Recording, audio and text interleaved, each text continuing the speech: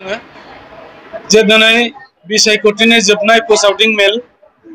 आरो बे दिनखालि जमदुवार बियाबनि सिङाव थानाय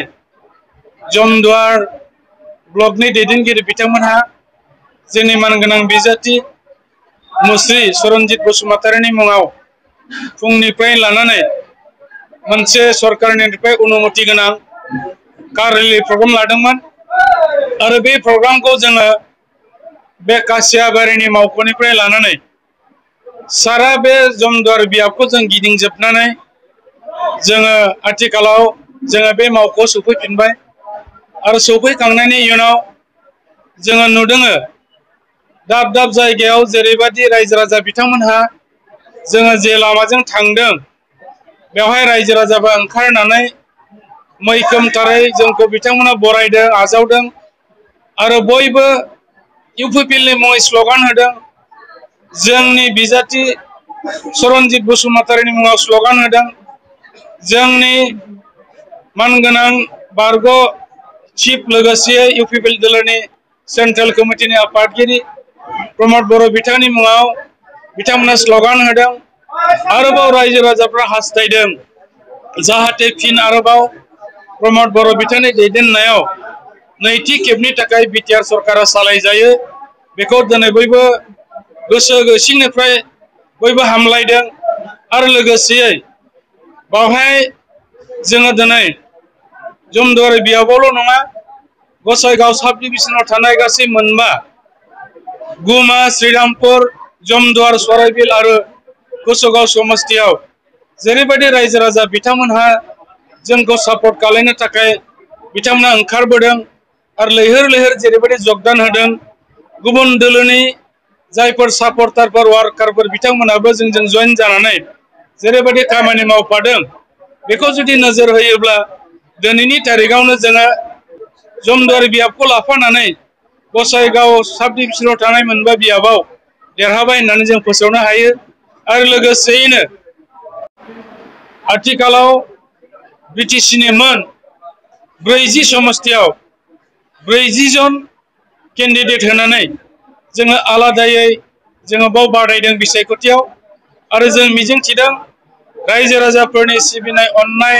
आरो जोंनि सायाव फोथायनानै बिथांमोना जेरैबायदि जोंखौ समर्थन होदों जों एबार हारसिङैनो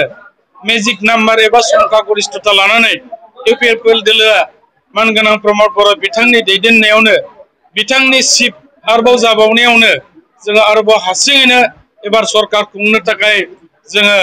साखाफारा जाबाय आरो बेयाव 22 तारिखआव जिहेतुके मानगोनां रायजो राजाफोर बिथांमोना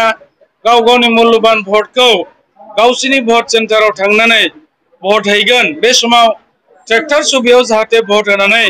जोंखौ देरहासार खालायो बिनि थाखाय रायजो राजानिसिम आं खावलायदों आरो नोंथांमोना निश्चय मिथिगौ एबार इउपिपिएल दोलोआ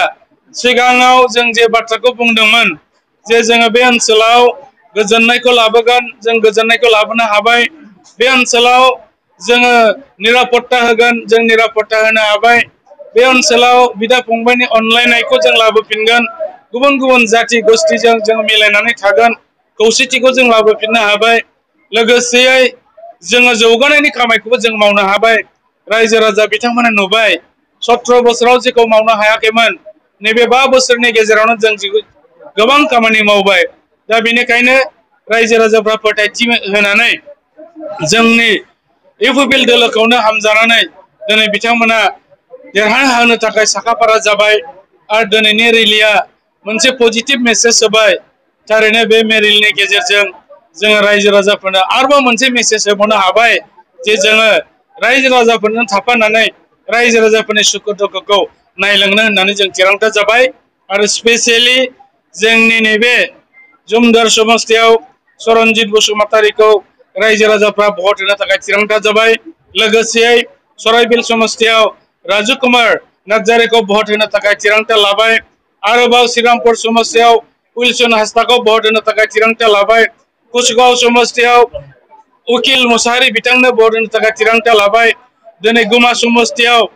मुर्शिदा बेगम बायदियावनो भट होनो थाखाय थिरांथा लाबाय आरो बाखि जिखिनि माखासे समस्ति दंबावो बेफोरावबो गासैबो इउपिपिएलनि दोलोनि जोंनि बिजाथिफोरखौनो बिथांमोना भट होनो थाखाय थिरांथा खालामबाय बेनिखायनो कोनो मोनसे दोलोआ जोंजों कम्पिट खालामनो हानाय दोलो गैया होननानै जों दिनै साननानै लादों आरो जों पुराभाबे मेजरिटि लानानै एबार आरोबाव इउपिपिएल दोलोआ प्रमद बर' दैदेननाय बिथांनि सरकारा फिन नैथि खेबनि थाखाय बिटिआरआव रम रमै बे जाना थांगासिनो दं बेनिखायनो 22 अक्ट'खालि बयखौबो गावबागाव भट सेन्टाराव थांनानै जोंनि रायजो राजा बिथांमोनखौ कोनो गिनाङा जासे गोसो खुसियै भट हैनो थाखाय आं साफ्रोमनिबो खावलायबाय आरो बयखौबो एबसेन्ट खालायाजासे जाहाथे बयबो भट होयो बेखौनो खावलायनानै आंनि खावलायनाय बे सुंद' जे प्रेस बिबुंथि बेखौ आं बाव फोजोबनाय जाबाय साफ्रोमबो बिटिआर रायजो राजानिसिम गोजोननायखौ आं जासिबावबाय गोजोनथोंसै।